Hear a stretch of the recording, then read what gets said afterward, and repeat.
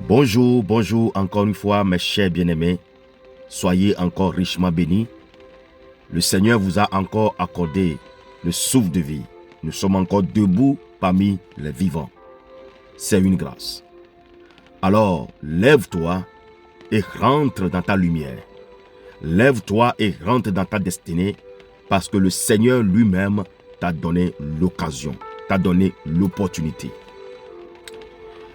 Bienvenue dans l'émission Café Matinal Parole de Vie.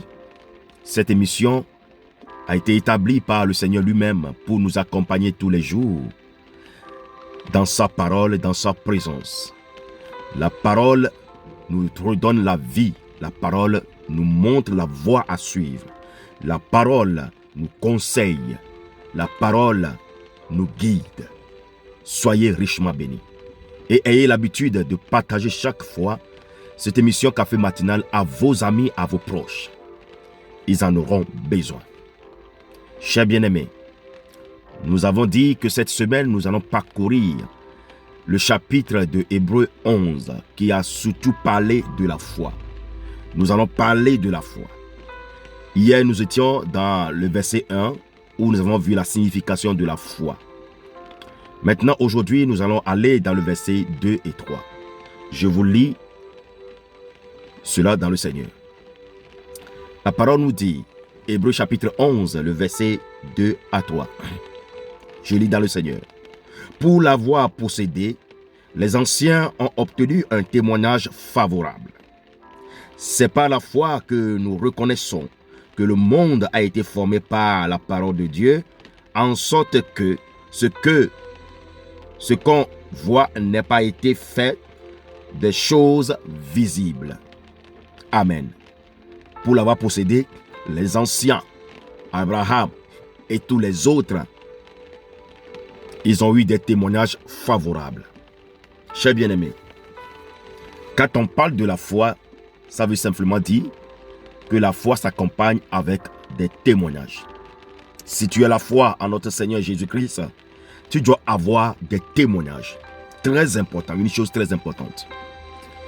Si tu dis que tu as la foi et que toi-même, tu n'as pas de témoignages dans l'expérience que tu as fait avec Jésus, avec Dieu, il y a quelque chose qui ne va pas.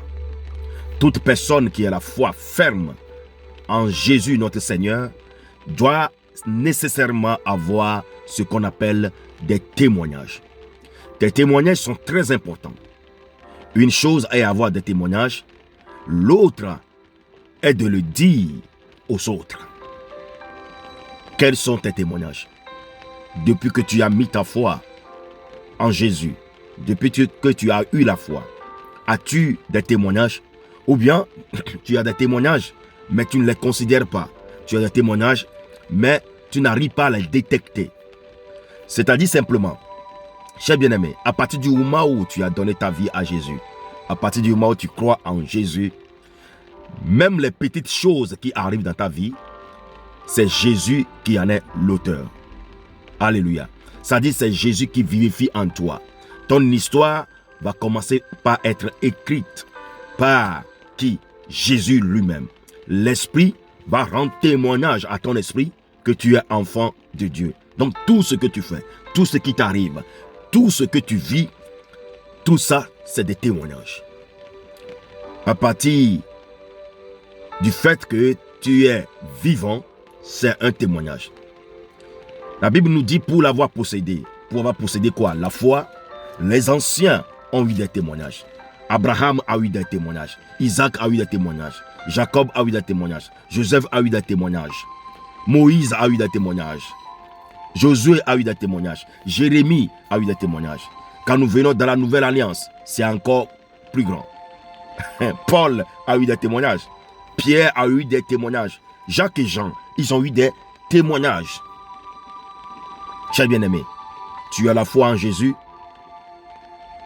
Veille à ce que tes témoignages soient révélés au monde entier. Pour l'avoir possédé, ils ont eu des témoignages. La Bible nous parle de témoignages. Vous savez, je vais te dire quelque chose, peut-être qui peut te choquer. Mais c'est la pure vérité, c'est la pure révélation. Beaucoup parmi nous, en tant que chrétiens, nous négligeons les témoignages. Oui, nous négligeons les témoignages. Ou bien nous voulons, nous disons que non, ça c'est trop petit. Il n'y a pas de petits témoignages. Chers bien-aimés, il n'y a pas de petits témoignages. Alors, ce que je vais te dire, le témoignage a un niveau, a un degré de puissance avec le sang de Jésus. Oui, le sang de Jésus qui a coulé sur la croix pour laver le péché du monde. Le témoignage a un degré de puissance comme le sang qui a opéré sur la croix. Alors ne néglige pas ton témoignage. À partir du moment où tu as cru au Seigneur Jésus-Christ, la parole te rend enfant de Dieu. Et tu es héritier du sang qui est coulé sur la croix pour laver nos péchés. Alors tes péchés sont passés. C'est pourquoi on nous dit que les choses anciennes sont passées et toutes choses sont devenues nouvelles. Maintenant, les témoignages que tu vas commencer par avoir ont une grande puissance. C'est une arme pour détruire l'œuvre du diable dans ta vie. Alors n'hésitez pas à témoigner. Celui qui a témoigné aura encore plus de témoignages. Celui qui reconnaît les témoignages que Jésus a fait dans sa vie aura encore plus de témoignages. Cher bien-aimé, si je te dis que le témoignage a un degré de puissance avec le sang de Jésus, tu vas le voir dans la parole de Dieu. Apocalypse 12, 11. La Bible nous dit, ils l'ont vaincu à cause du sang de l'agneau et à cause de la parole de leur témoignage. Les deux. Les deux ont œuvré ensemble pour vaincre le diable, pour vaincre les situations. N'oublie pas les témoignages que tu as déjà eus avec Dieu. Ils l'ont vaincu à cause du sang de l'agneau et à cause de la parole de leur témoignage. Alors, n'oublie pas tes témoignages. Que Dieu te bénisse. Amen.